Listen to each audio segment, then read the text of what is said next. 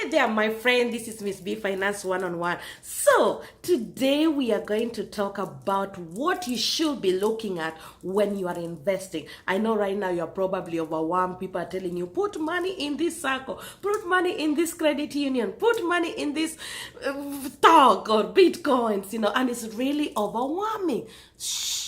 That's why I'm here. So calm down. Today we are going to talk about the outline on what you really should be looking at when you want to invest. But before we start, my friend, the rule of the thumb is, my rule when it comes to building a strong financial foundation. You still have to build that house strong. You still have to make sure you are well protected. Yes, my friend, you still have to clear those debts, have emergency fund, and then we invest last. But for the purpose of just talking about the last part of building our finances, which is investment, that's why you are here. So number one thing you need to consider, my friend, is the rate of return. This is where we talk about the interest rate and the dividends or whatever you want to call it. The rate of return is what they're gonna give you. Remember, you're lending somebody money and you should be getting money back. You want to know how much is your investment gonna give you back. And the simple rule to know this is called the rule of 72, and you can watch my video where I explain how long it will take for your money to double. You take your interest rate, divide it by the 72, it will show you how many years it will take for that money you put in there to double. So do consider your rate of return, because if it is less, my friend, you are losing money. Okay. The second part of considering when you're investing is inflation. Yes, inflation is the prices of goods and services going up. You have to consider the inflation. Here in United States, our inflation has been 3.53, so it's pretty stable. So what does that mean for me when I'm investing?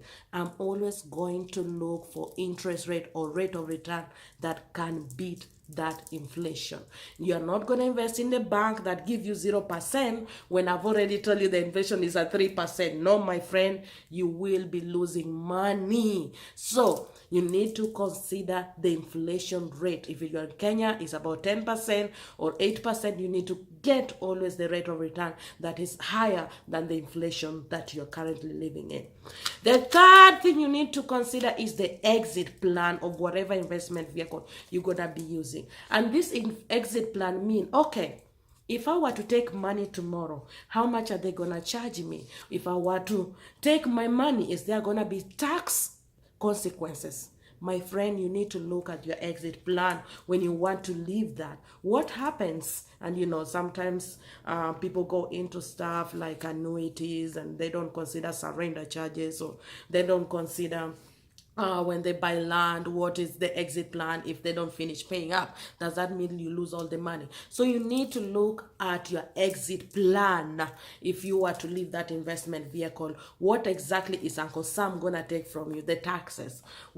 How is it gonna affect you when you leave that vehicle? Okay, my friend. The last part of this you need to consider is having a game plan. Now, it's okay to be everywhere, to diversify your portfolio, as I've told you guys on my live video, but you always want to have a vision for your life. What do you want exactly? A rule of thumb to use when you want to look at how much you will need for retirement is what we call the rule of 10 and 20. To 10 mean you always need about 10% of your income currently to protect your house. Okay, for example, if I make $50,000, I need about $500,000 to make sure my family is secured financially if anything were to happen to me. But if I want to retire making $50,000, my friend, I need 20 times of what I'm currently making in order to retire, which means I need $1 million. So have a game plan for your retirement before you consider picking all this investment vehicle. Every investment vehicle is right.